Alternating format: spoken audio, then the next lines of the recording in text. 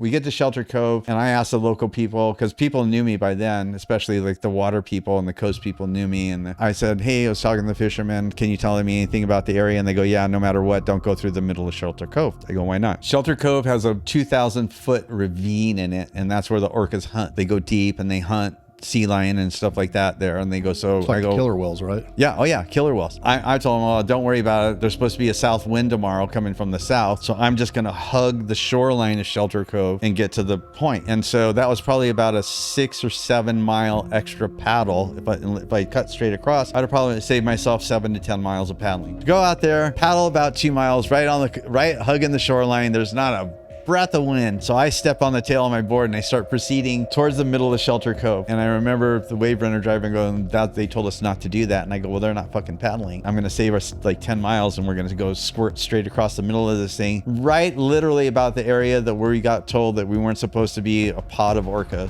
pop up. And I'm just like, fuck.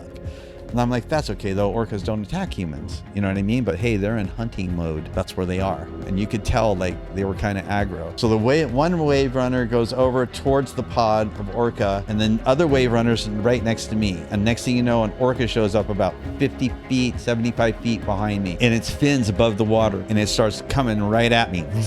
And so I did an interview afterwards, and like, how do you know the orca was coming at you? I go, because everything else in the ocean moves, but that fin was coming at me like a laser pointer. And I literally turned around on my board and I have the paddle and I'm doing a death grip with the paddle and I'm yelling, no, orcas never fucking attacked a human being. I'm yelling that out loud. I don't know why. And about 15 feet away from me, I see this freaking thing heading right towards me that literally looks like a recreational vehicle. Like, and it's coming right at me. And I'm just like, okay, I'm fucking toast.